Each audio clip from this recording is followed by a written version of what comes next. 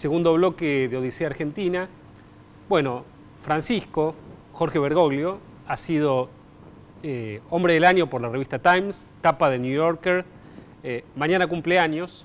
Vamos a hablar de eso y de algunas cosas más con el rabino Daniel Goldman y con el padre Guillermo Marcó. Buenas noches. Buenas noches. Buenas noches. ¿Qué tal? Son dos amigos de Bergoglio.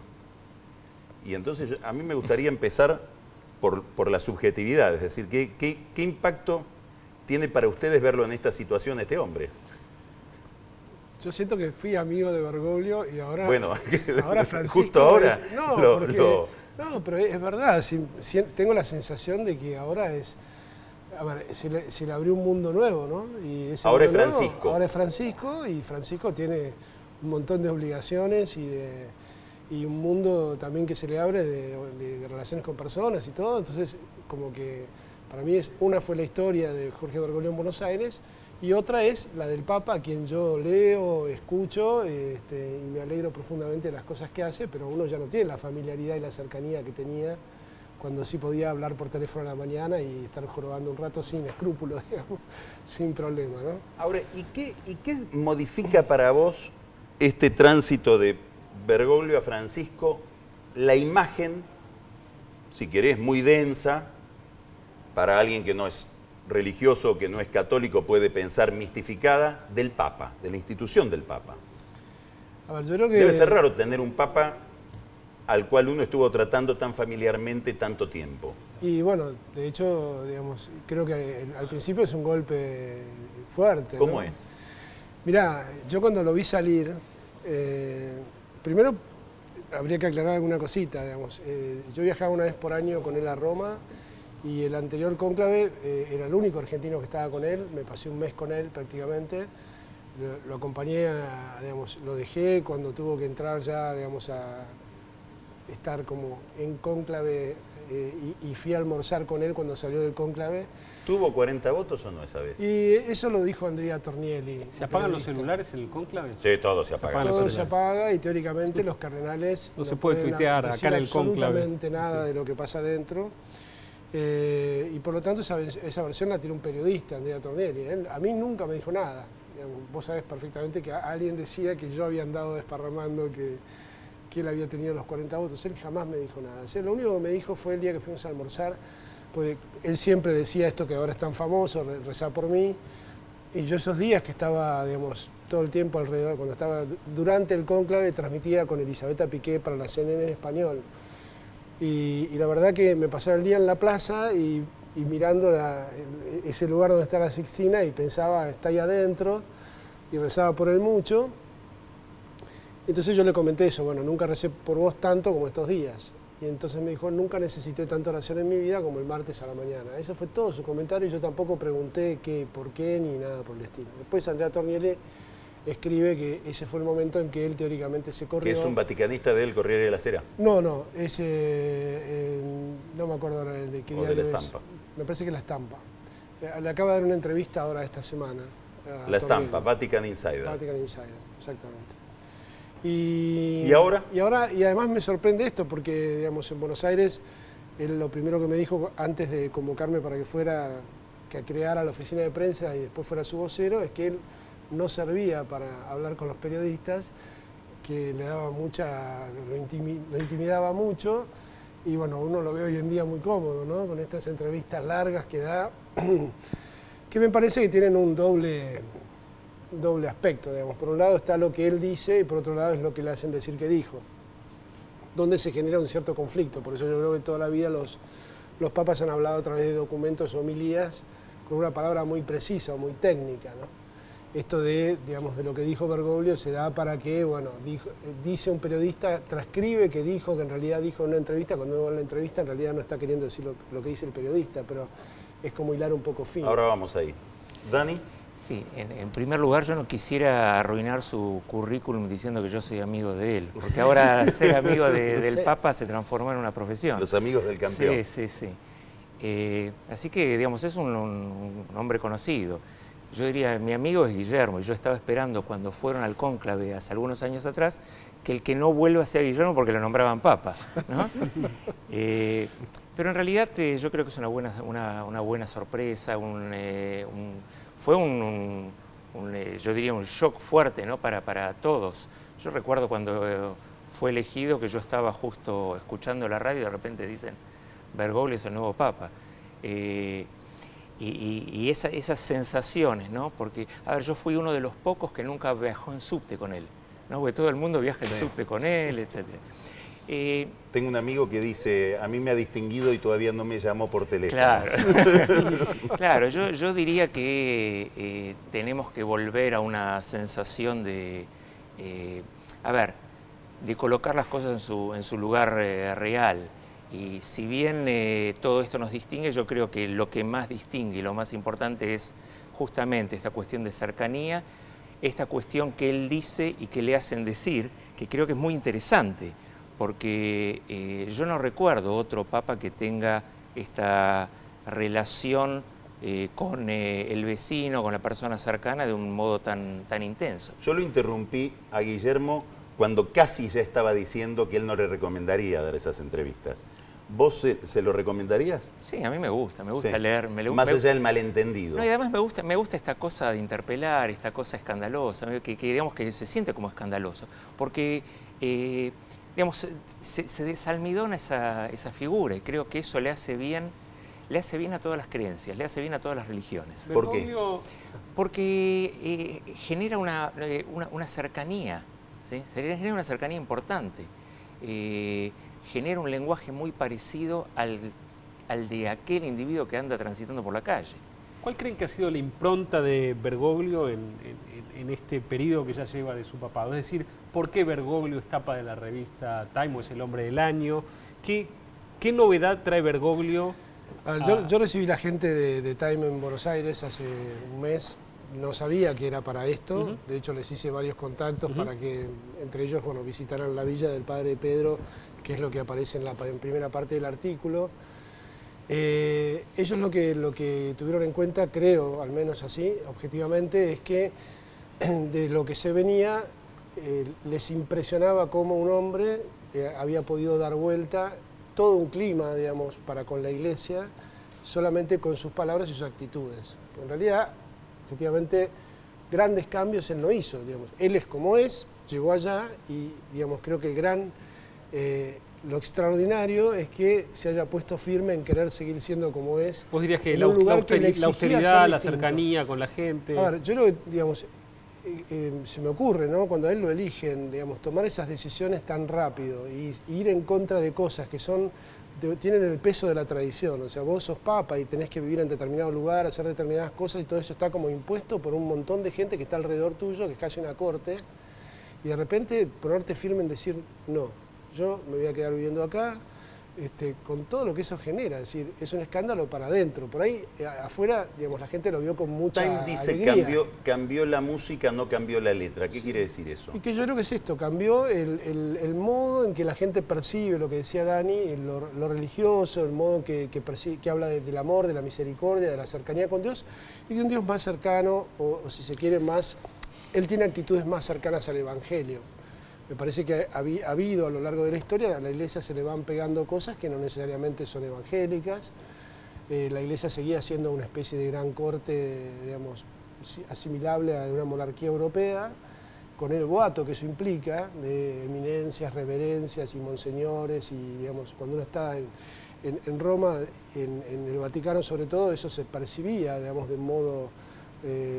digamos, te lo hacían notar y mucho, ¿no? Desde el protocolo, de cómo hay que ir vestido, de los gentiluomos, digamos, los acomodados. No hablemos de los gentiluomos, después ya nos vamos a dedicar. Bueno, todo un ambiente, digamos así, cortesano, que a nosotros por ahí, no sé, nos resultaba rarísimo, no estamos acostumbrados a esas cosas. ¿En la relación con otras religiones hay algún cambio que vos quieras? Sí, previamente a esto, ¿no? Y siguiendo la pregunta, me parece que la ausencia de líderes interesantes en el mundo hacen que Bergoglio ocupe hoy día el lugar que está ocupando. Parece que hay una ausencia de personajes de este estilo que tengan un discurso directo, un discurso mucho más natural, un discurso que le hable al corazón de la gente, ¿no? Y algunas actitudes de carácter político también sorprendentes, ¿no? Digamos, disruptivas. Cuando en medio de la crisis siria dice yo voy a convocar a rezar en la en la Plaza San Pedro, bueno, se publicó en muchos diarios que eso causó un malestar objetivo. Mira, simplemente que diga, pobre Siria mía, ¿sí? 3 palabras como esa producen una revolución en el mundo árabe, ¿sí? Es decir, es la palabra del Papa, el Papa preocupado por lo que ocurre en Siria, no es cualquier individuo. Ahora, Nico te preguntaba recién respecto de la relación de el énfasis que ha puesto siempre Bergoglio, ahora Francisco más todavía, en la relación con otras religiones y muy especialmente con el judaísmo. ¿Qué significa eso? Bueno, yo creo que en el caso del judaísmo sigue siendo algo, una intervención local, y nosotros seguimos teniendo esa sensación de que el Papa Francisco solo habla con los judíos, pero en realidad no es así. El Papa Francisco está hablando con los musulmanes, está hablando con los judíos, está hablando con el interior de las iglesias, está hablando con líderes de otras magnitudes a nivel político. Yo quisiera, me parece, aclarar esta cuestión, que el diálogo es una matriz de pensamiento que se va aplicando a las diversas circunstancias. En este caso el diálogo interreligioso, pero también como hombre primado de la Iglesia, está hablando con otros líderes que tienen que ver con su categoría. Y esto es una cosa fuerte, cuando él habla con Merkel, o él habla con el presidente de Palestina, o con Putin, o qué sé yo. Digamos, son impactos a nivel mundial.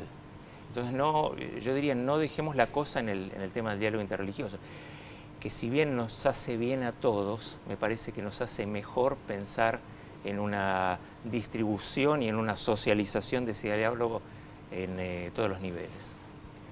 Guillermo, la irrupción del cardenal Bergoglio en el papado produjo un cimbronazo, obviamente en la Argentina, pero específicamente en el gobierno. Y uno advierte en los últimos tiempos que ha habido un giro con distintos signos en el gobierno respecto de la relación no solo con el entonces cardenal Bergoglio, sino también con la Iglesia, a un punto tal que hasta incorporan curas como funcionarios, ya en un énfasis que uno no esperaba. ¿Cómo ves vos todo ese...? Déjame agregarte también la supuesta intervención de la Iglesia, al menos opinando o interviniendo en la redacción del Código Civil. No, eso ya estaba antes, digamos. En todas las instancias públicas la Iglesia intervino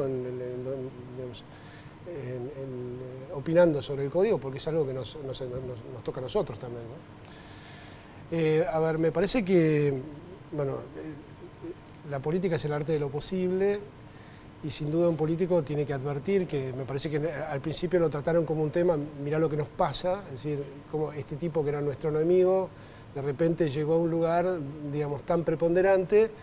Creo que rápidamente advirtieron que el lugar en donde estaba, digamos, la Argentina estaba haciendo un poco como el ridículo. De hecho, a mí me llamaban periodistas extranjeros, nadie entendía qué pasaba con la Argentina, y me decían, mira, si hubieran elegido un papa brasilero, en este momento Brasil sería una fiesta, y era una fiesta de la gente, pero no una fiesta del gobierno, o muchos personajes del gobierno diciendo barbaridades acerca de Bergoglio.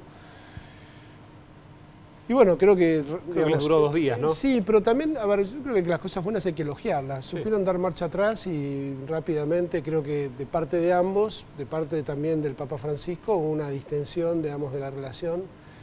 Y me parece que también, a mí, digamos, ciertas cosas de Bergoglio no me dejan de sorprender porque me divierten, cuando uno lo conoce mucho. Cuando fue a Brasil, digamos, la presidenta con su candidato para sacarse la foto, Insaurralde, él había mandado a comprar unos escarpines, ¿no? Más allá del gesto que, digamos, que es un gestito para el nieto, pero la ubicó ella en el rol de abuela. Es como que la sacó, ¿se entiende? Decir, ¿dónde está la abuela?, le dijo cuando la se fue a saludar. Y creo que tiene mucho esas cosas, ¿no? Que es capaz de, como decía Dani, de entablar, de saltar la relación institucional y, bueno, encontrarse desde otro lugar. Entonces me parece que eso también ha ido como distendiendo la relación. Y la relación de la Iglesia con todo poder político tiene que ser una relación de diálogo permanente, pero también de marcar las cosas que no le parece que estén bien, de las cuales la Iglesia también es parte, porque digo, nosotros no estamos afuera de la Argentina. Y en el caso del padre Molina, Yo creo que no es que digamos, la Iglesia lo aclaró, no es que se le consultó a la Iglesia y la Iglesia dijo pónganlo a él, sino que más bien él tiene una relación personal de muchos años con la familia Kirchner, es una persona de confianza y a su vez tiene un posicionamiento o un trabajo pastoral con gente adicta y bueno, digamos, le pareció bien ponerlo en ese lugar. Si el gesto resulta o no simpático a la Iglesia no sé si siempre le gusta tener algún cura de funcionario. De hecho, él ha pedido licencia por el tiempo que está ejerciendo esta función, ¿no? ¿Cómo ves vos ese juego? No, creo que, a ver, como decía Guillermo, me parece que el gobierno... ¿Ustedes también tienen rabinos metidos en la política? Sí, también existen situaciones en donde, digamos, todas las cosas se van cruzando, ¿no? Y claro, en los medios también, ¿no? En los medios. ¿En la política por quién decís? Sergio Berman. Ah, perdón, sí. No, pensé que hablabas del rabino Spotsky. Cosas que se van cruzando todo el tiempo. Ahora... ¿Cómo es la relación entre la religión y la política acá en la Argentina? Es una relación que me parece no llega a entenderse en los lugares donde tiene que colocarse. Yo siempre creo que las instituciones religiosas tienen que estar en un lugar diferenciado de la cuestión del poder político específico. Y creo que desde ese lugar tienen que jugar un aspecto crítico. Ahora, vos sos aunque no pertenezca al antiguo, a la Biblia hebrea, creo que es bueno lo de César para César y lo de Dios para lo que es de Dios. En el sentido que me parece que la palabra religiosa, cuando se confunde con el plano coyuntural político, ¿sí? Ocupando algún lugar, lleva a diversas cuestiones en donde uno no sabe dónde está bien parado, ¿no? Me gustaría ampliar el foco de la pregunta. Es decir, vos sos un tipo progresista. Sí, no sé lo que quiere decir progresista, sí. Progresista, hay una dimensión del progresismo que es esta, la idea de una sociedad laica, en política. Sí, ¿no? absolutamente. Que se rija por un consenso acerca de reglas y no de contenidos. Sí. En la Argentina está en discusión eso. Por ejemplo, lo que planteaba Nico y lo que planteaba el propio Guillermo respecto de la opinión de la Iglesia en relación con el Código Civil, etcétera, es la idea de que tiene que tener un determinado diseño influido también por una visión de la religión, la sociedad civil. A ver, yo te lo diría de la siguiente manera. Prefiero que esté más imbuido del espíritu religioso y demostrar menos las expresiones rituales de religiosidad. Es decir, ¿cuándo actuamos religiosamente? Cuando la justicia cumple su papel, cuando el Poder Ejecutivo cumple con su lugar, cuando los legisladores legislan acorde al bien común, ¿sí? Ahí están cumpliendo un papel religioso. Entendiendo la religión como un sistema de valores. Entendiendo la religión como algo que nos acompañe y nos sufla de espíritu para poder vivir más dignamente. Guillermo. Yo creo que, como dice Dani, eso sería lo ideal que fuera así, ¿no? Muchas veces, en el caso de la Iglesia Católica, que tiene una matriz diferente, porque la matriz del, digamos... La historia pero te marca también. Digamos, cada rabino dentro de su congregación tiene una corriente de influencia, pero digamos no hay, bueno, si tienen la DAIA, digamos que es una institución que está conformada por toda la comunidad judía, que marca un poco la agenda de lo que a la comunidad judía le interesa, no sé si estoy hablando correctamente. Sí, ¿no? sí. En cierto sentido. En cambio, la Iglesia Católica, primero por la cantidad de fieles y segundo por la extensión y tercero porque, bueno, hay una matriz, digamos, la Iglesia como sociedad es anterior al Estado, entonces siempre ha habido como una mutua influencia que yo creo que es interesante también plantearlo desde otros lugares, ¿no? Porque, no sé, a mí me parece que viéndolo a Bergoglio cuando era arzobispo de Buenos Aires, él tenía, digamos, o sea, le gusta la política, le gusta mucho y, digamos, él influenciaba. Bueno, Poli, el sucesor, dijo en una intervención que a mí me pareció poco conveniente, yo no soy político como Bergoglio cuando llegó, ¿no? Bergoglio, que es un político, no le debe haber gustado esa. No sé, porque yo creo que Bergoglio es político en el mejor sentido de la palabra, así, en el sentido de la No, yo tengo un alto concepto de la política. En el sentido del bien común, o sea, él siempre trabajaba para el bien común y la verdad que cualquiera que fuera a verlo nosotros habíamos puesto como una pauta que es el que lo quisiera ir a ver, podía, pero digamos, era sin avisar, o sea, sin llamar periodistas diciendo que uno había estado, sin publicar o lo que fuera, y que el contenido de esa conversación era privada, que si la persona revelaba el contenido de la conversación, yo salía a revelar de parte de Bergoglio la otra mitad, digamos, porque si no siempre quedaba en una versión incompleta. Entonces, ese código se respetó muchos años. De hecho, yo creo que fue parte de su pelea con Kirchner, era porque al principio Kirchner hacía llamar al arzobispado a través de un funcionario y decía que él quería que Bergoglio fuera a la Casa de Gobierno.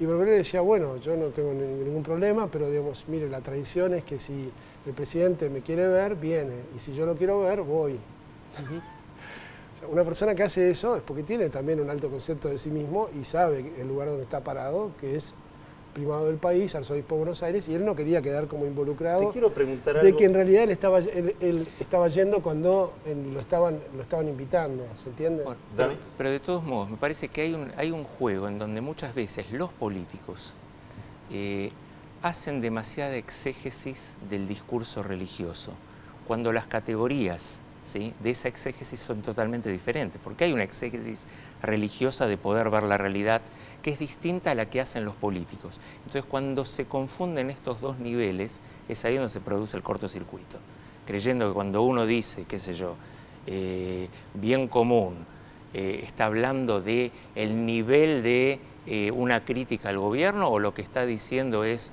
una cosa diferente.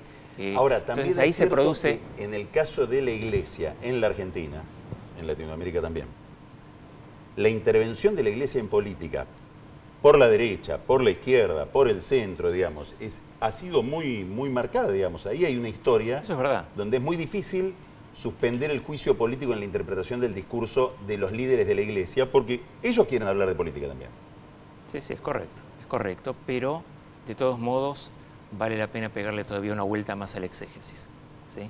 Creo que ese es cuando uno hace la lectura a nivel muy Vos decís que jamás hay que olvidar que es un líder religioso el que está hablando de política. Que está hablando, que es un líder religioso que a veces maneja otras categorías diferentes a las que maneja el político común. Vos como historiador, otros como filósofos, otros sí, manejan de repente lenguajes que no son los lenguajes que comúnmente uno entiende porque uno está acostumbrado a un lenguaje determinado, ¿sí? Entonces mal se interpreta muchas veces ese lenguaje y ahí es donde se produce el cortocircuito. Guillermo, una última pregunta me gustaría hacerte y tiene que ver con algo estrictamente visual. Cuando lo eligieron a Bergoglio Papa, al poco tiempo, a la semana, me puse a buscar en Google imágenes de Bergoglio. No encontré ninguna donde estuviera riéndose. Y ahora lo único que ve uno es Bergoglio riéndose. Quería ser papa, se sacó la grande, cambió de personalidad, lo tocó la gracia de Dios. ¿Qué pasó? A ver, y yo una combinación de todo, me parece. A ver, yo creo que si tu perspectiva es, uno lo ve ahora, con la capacidad que tiene de desarrollar multifacéticas acciones, y se imagina que si él no le elegían papa, él volvía a Buenos Aires y ahora estaría en Flores, en un casa, asilo de sacerdotes. En un asilo, no, es una casa de retiro para sacerdotes, sí, un geriátrico para sacerdotes, y la verdad que no habría cola en la puerta para sacarse fotos con él, ni gente escribiéndole cartas, ni nada. Digamos, por ahí lo iríamos a ver las personas que estuvimos cerca. Además no hay cepo en Roma. No, pero es interesante pensar en esta cosa, digamos, de lo que puede a veces la providencia en la vida de una persona. Por lo tanto, frente a ese inexorable destino, que era volver y irse, digamos, dejar el arzobispado y irse a algún lugar, digamos, como de costado, y a morir, esperar la muerte, digamos, tener la posibilidad en el final de tu vida de desarrollar todo lo que está haciendo, yo creo que también arranca una sonrisa a cualquiera, ¿no? Eso como desde un punto de vista más humano. Desde un punto de vista sobrenatural, sin duda que él dice que Dios, él tuvo como una paz muy grande durante toda la elección y estaba seguro que, bueno, que Dios lo iba a acompañar en esos momentos, y bueno, uno le ve una sonrisa que también es como iluminada, no es solamente, digamos, cuando uno lo conoce mucho, la verdad que sorprende. Monseñor Poli cuando fue a Roma le dijo, ¿cómo nos mezquinaste la sonrisa en Buenos Aires? Este es el tercer aspecto que quiero decir, ¿no? Y él le contestó, es que ser papa es divertido. Claro, pero yo añadiría algo, que es cuando uno cambia el nombre, reconfigura su identidad. ¿Sí? Ahora Lacaniano. Sí, es muy lacaniano. Pero en esta reconfiguración de la identidad uno puede empezar a sonreír de manera distinta. Bueno, muchísimas gracias. Gracias. Muchas gracias. Por favor, placer. Gracias. Seguimos ahora con Odisea.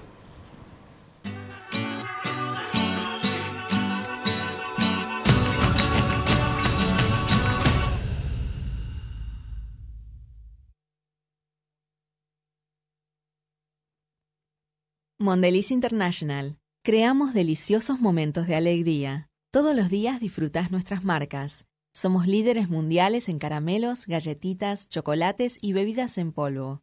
Mondelez International. La educación es el eje principal de las acciones de responsabilidad social corporativa de Santander Río. A través de Santander Río Universidades, el banco apoya la educación superior pública y privada.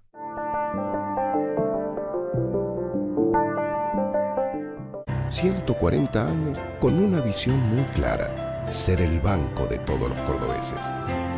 Para tu futuro, confía en quien tiene pasado. 25 organizaciones representativas de toda la sociedad... ...ya están trabajando para mejorar la ciudad donde todos queremos vivir. Consejo Económico y Social de la Ciudad de Buenos Aires. Mermelada favorita. Rosa mosqueta. Un animal. El loro. Tenés muy cerca el aparato este. Una prenda de mujer. Tanguita. Moscardelli, ¿probó con Quiniela Plus? Con Quiniela Plus tenés un pozo mínimo asegurado de 1 millón de pesos y podés ganar con 8, 7, 6 y 5 aciertos. Lotería de la Provincia. Agricultura Consciente, una propuesta de Nidera pensando en tu futuro.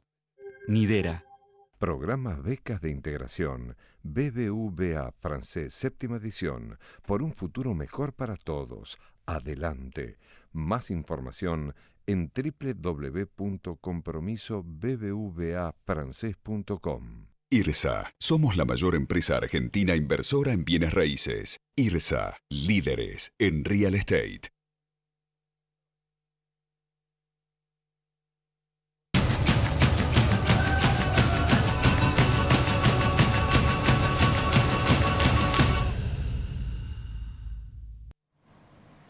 Bueno, seguimos incrementando el acervo del museo de la década ganada. Nos llegó una caja. Nos llegó una caja que dice From Luanda. Luanda, capital de Angola. De Angola. Destinada a Moreno. Yo sospecho que debe ser algo del tráfico ligado al acuerdo comercial que firmamos con Angola. Tráfico, intercambio, ¿no? Tráfico comercial. Ah, tráfico comercial. Vamos a ver qué nos... Maracas. Intercambio compensado. ¿Qué mandamos nosotros a cambio? No sé qué mandamos a cambio de las maracas. Las cosechadoras que no andaban o la vaca algo esa. Algo de Peretti, seguro. Algo de Peretti. Algo de Peretti. Está ahí el principal perjudicado de estas maracas, ¿sabes quién va a ser? No. Torcuato Di Tella. Me lo veo a Moreno en la embajada en Roma. Pero sí, no le van a llegar porque llegaron tarde. Esto era para el festejo de los 30 años de democracia. Algo de los pibes para la liberación o algo así. Con maracas. Okay. Es la caja número 3 del tráfico. No sabemos qué pasa. ¿La 1 y la 2? No, quedaron en el camino. Quedaron en el camino, bueno. Las vamos a poner acá.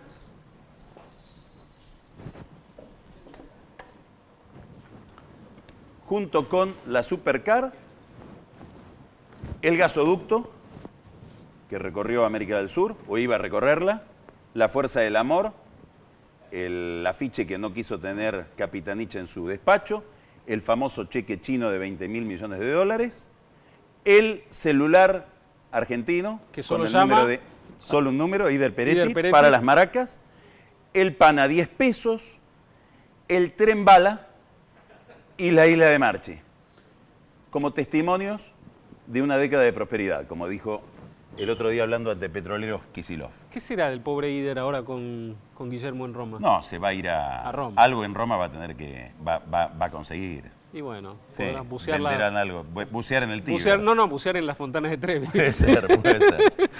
Vamos ahora a los tweets de la semana. No hice la cuenta de cuántos eran. Creo que son como 12 o 10. Pero digamos 5. 5 los 5 tweets de la semana, en este caso 12. Bueno, el primer tweet es muy interesante porque nos muestra las nuevas remeras de la Cámpora, que reemplaza aquella vieja leyenda de Clarín miente, y en esta ocasión el modelito dice el Cels miente. Por los informes sobre Milani. Sobre Milani, es muy así. Bien, bueno, muy interesante. Bien. Nos vamos adecuando. Excelente Malcom Gómez. Yo los saqueo los pasos generalmente en casa de mis suegros. Volvió con fuerza, Malcom. Sí, muy bien. Muy bien. Bueno, Flora Alcorta, año 2026. ¿A qué colegio fuiste? A ninguno, no había vacantes. Qué niñez triste. No creas, una vez vi un atleta negro corriendo un bondi. Muy bueno. Agencia Telam. Agencia Telam. La agencia Telam da un título, informa a sus suscriptores, suspendieron a Campagnoli, el fiscal sospechado de presentar escritos redactados por Clarín. Un tuit de Telam, impresionante. Sí. No es un chiste de Telam. No, es un tuit. Es un tuit de Telam. Bueno, y un clásico de todos los clásicos. Gracias, Franco. Gracias por tanto. Un fondo de inversión chino me invitó a asociarme con la empresa brasilera Embraer. No acepté. Era un negocio, no mi proyecto con China. Si era un negocio, él no acepta. No. Sigo con Franco. Macri Group está asociado con Malasia. No con una empresa de Malasia, con Malasia. Con Malasia. Un país de gran crecimiento al que podríamos exportar grandes cantidades de carne con corte halal. O sea, acá ya le empezaron a interesar los negocios. Sí. El otro no, porque no era un negocio, pero en Malasia, negocios sí. Franco Macri. Para que el corte sea halal, hay que desangrar al animal cortando las dos yugulares y los dos conductos que van por la garganta. Rito musulmán. Vos sabés que parece que Barrio Parque es un reguero de sangre, está practicando Franco en la casa. Corte halal. El corte halal. Sí. Foster the People, Richard Foster. Desde Carta Abierta aplaudimos que el gobierno haya decidido salir de la crisis por izquierda. Qué grande. Y la foto de Milton. El Coqui. Coqui Capitanich. Ahí lo tenemos. Y Capitanich, digamos, podría ser también un apellido de la Revolución Rusa. Sí. Entonces, o montenegrina. Bueno, montenegrina, bueno. Hernán Skorovitz. Advierto a Foster Ricardo que no es Foster the People. Que no es Foster es the el People, verdadero. El verdadero. Que doble de él se anda sacando fotos con Capitanich con la vil intención de desacreditarlo. Ahí vemos a Foster. A Foster a la izquierda de Capitanich. A la izquierda de bueno, depende de donde lo mire siempre, ¿no? Siempre hay un punto de vista.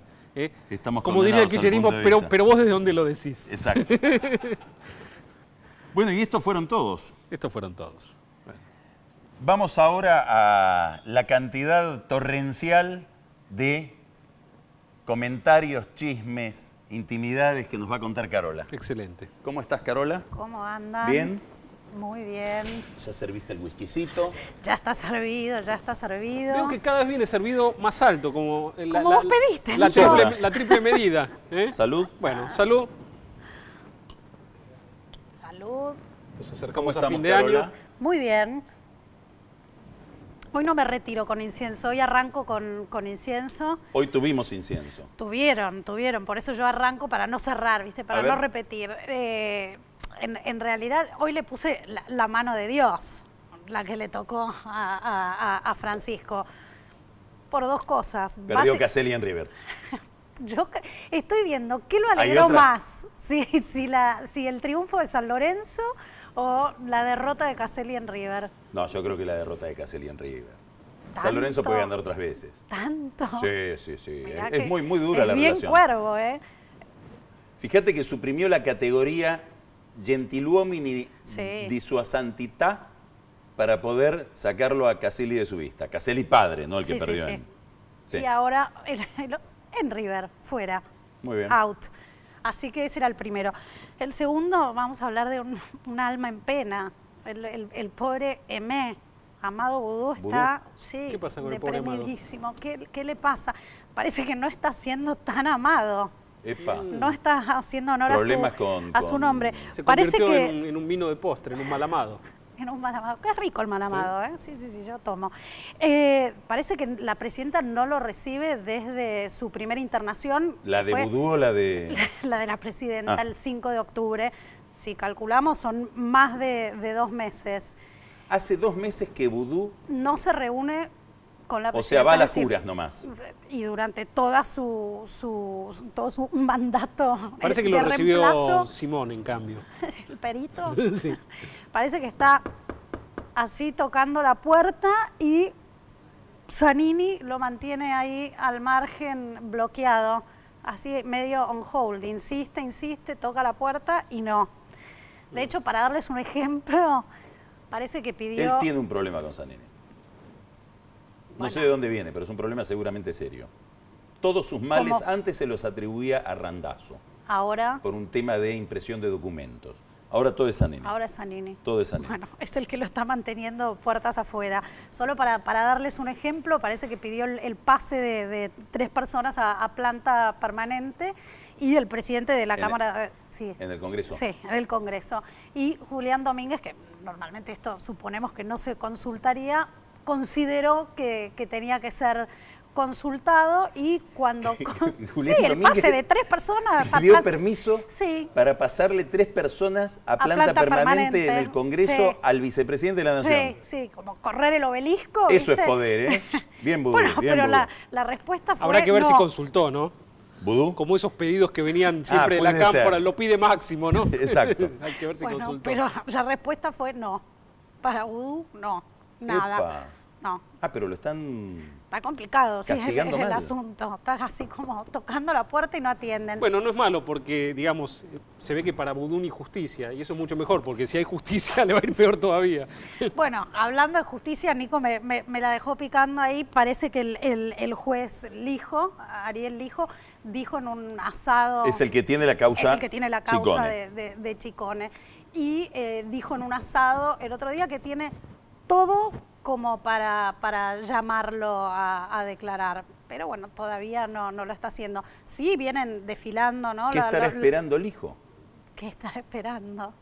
Los que sí están entrando y saliendo son los hermanos, Nicolás Chicone Yerno, y todos. compañía. Sí, iba a decir los Chicone, pero bueno. No. Impresionante, porque los Chicone, 50 años de silencio y de golpe, han descubierto que tenían toneladas de cosas para decir en Tenían cuerdas vocales. Tenían cuerdas vocales. Mucho para decir. Lo curioso es que uno de ellos va, creo que es Nicolás, va con un abogado muy amigo del hijo. Muy amigo del juez. Del hijo, el juez. Del hijo, el juez, claro, sí, no sí. del hijo, claro. De Ariel Lijo. Sí, de Ariel Lijo, el Creo juez. que se llama Marcelo Ruiz. Ok. Esa parte no la tenía, ¿ves? ¿Viste? Me completas la información.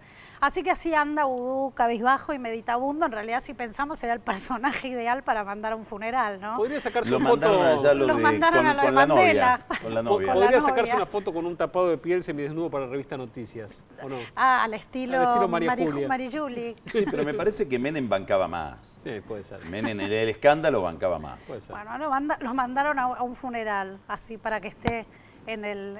Destino de joven de la UCD con el peronismo. Así es.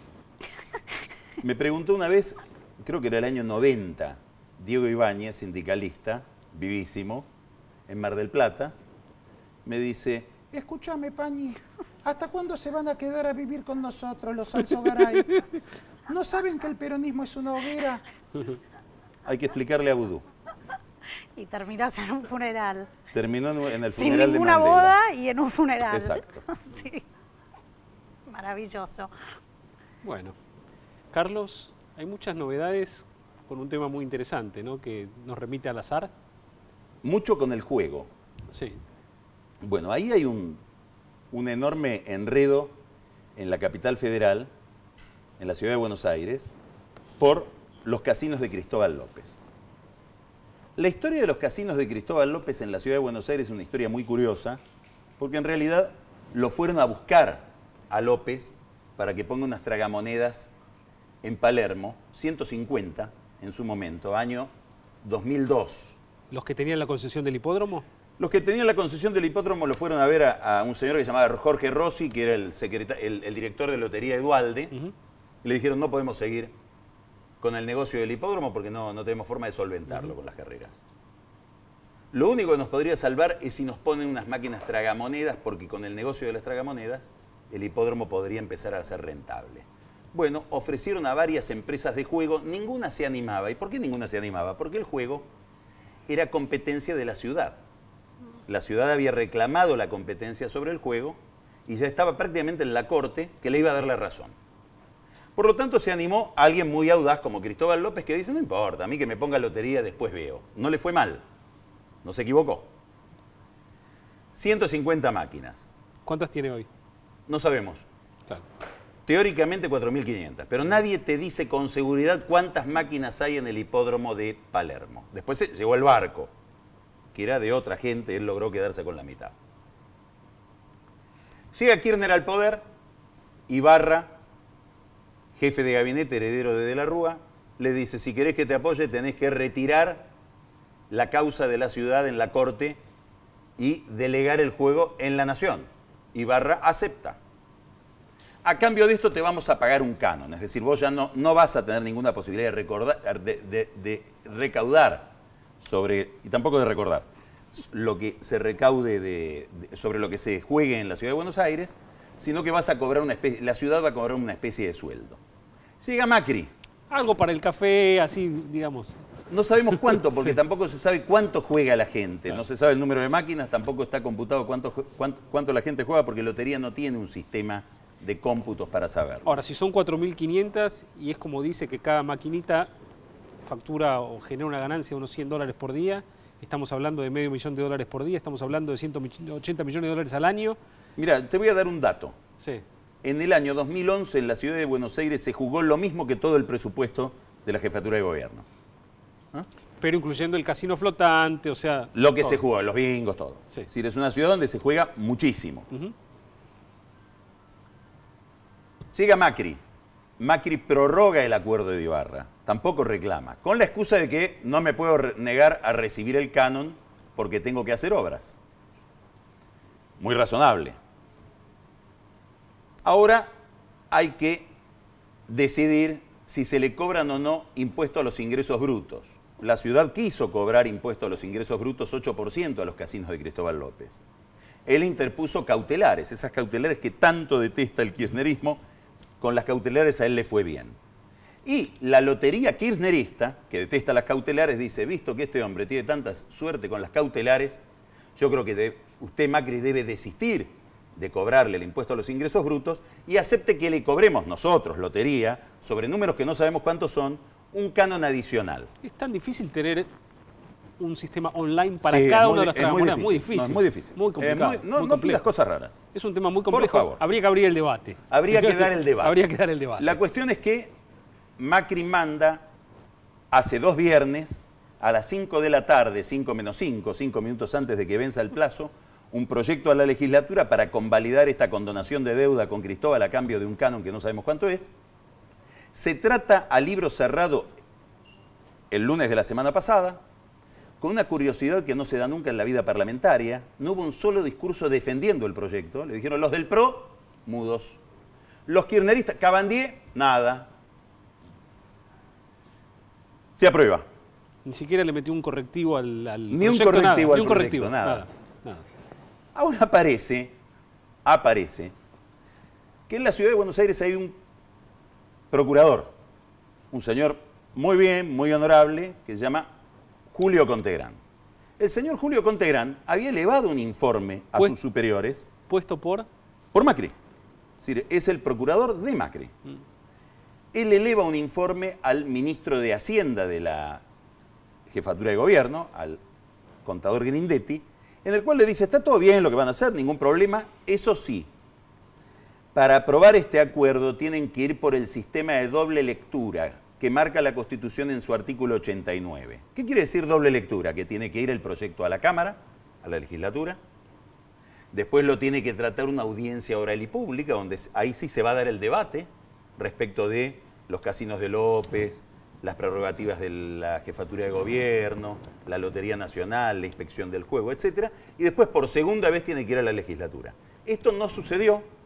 Hoy se presentó un abogado, Gil Domínguez, en los tribunales de la ciudad, planteó un recurso de amparo, pidió la nulidad y la inconstitucionalidad del acuerdo y le tocó la jueza Liberatori, que no es la mejor para este caso, si uno quiere seguir haciendo obras, porque me parece que no le va a dar la razón a Macri ni a López tan fácilmente. Colorín colorado, este cuento no ha terminado. No ha terminado, bueno. Tenía que haberle avisado al procurador que había una razón de Estado, tal vez, en esto. El sábado Ricardo Roa en Clarín escribió una nota sobre esto. ¿Con algunas ironías? No, preguntas. Dijo, debe haber razones para esto. El PRO algo se debe llevar, dijo. Porque se lleva todo López y el gobierno. Algo se debe llevar. Tal vez se lleven cosas, dijo Roa, que los periodistas no sabemos cuáles son. Bueno, la actividad lúdica es muy importante, la gente está estresada. Las obras, Nico, hay que hacer obras. Hay que hacer obras. Bueno, YPF colocó hoy un bono por 500 millones de dólares, Carlos, a una tasa del 9%. Muy bien. Como el bono enseguida pasó a valer 112 en vez del precio de 100 al que había sido colocado, en realidad el rendimiento del bono a 5 años es inferior al 9. Entonces, Bulgeroni estaba colocando hace aproximadamente un año al 11. Sí, bueno, Pan American Energy, que es la compañía de Bulgeroni, tiene un bono en el mercado que rinde 7,5. Pero en el sector público argentino, los únicos que han conseguido financiamiento por debajo del 9%, o que tienen bonos en el mercado que rinden por debajo del 9%, excluyendo aquellas provincias que han cedido garantías, como Neuquén, que digamos tiene regalías de petróleo garantizando los bonos, son la Ciudad de Buenos Aires y Galucho. Es decir, Macri y Galucho son los dos funcionarios que tienen bonos en el mercado emitidos sin garantías que rinden por debajo del 9. En el caso de Buenos Aires es un bono al 2015. ¿Por qué comprarías ese bono? ¿Cuál? El de YPF.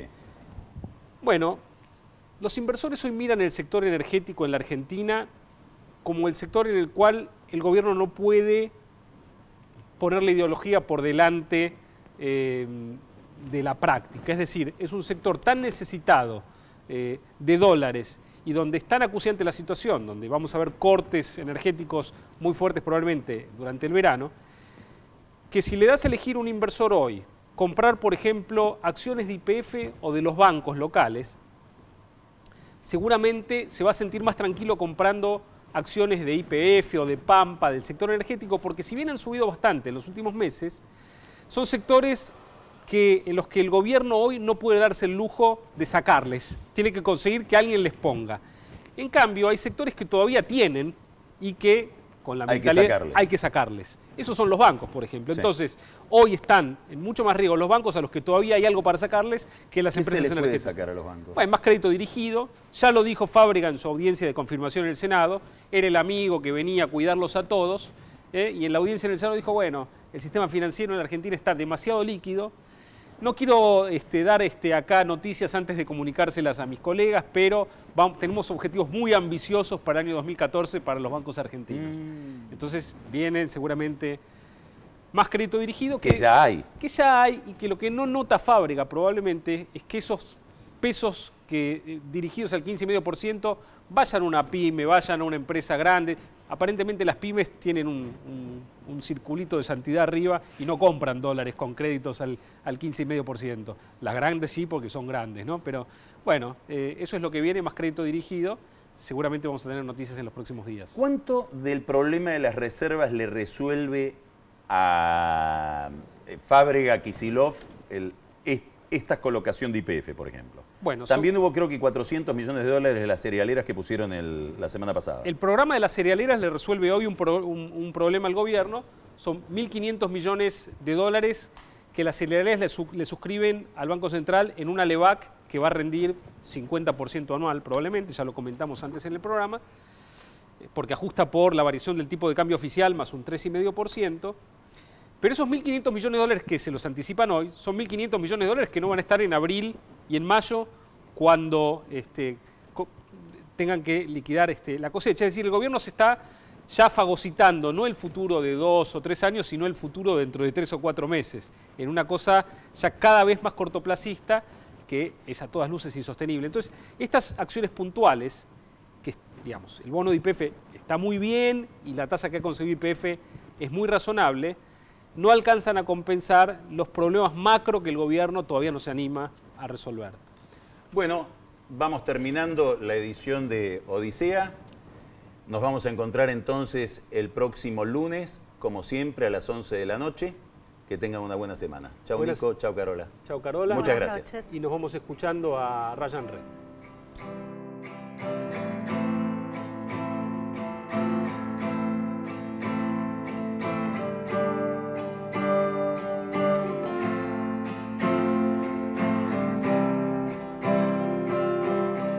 You are a splendid butterfly.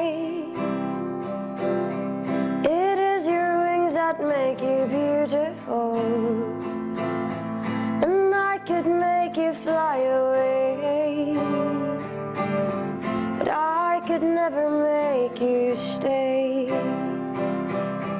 You said you were in love with me. Both of us know that that's impossible. And I could make you rue the day, but I could never make you stay. Not for all the tea in China, but if I could sing like a bird, not for all North Carolina, not for all my little wars, not if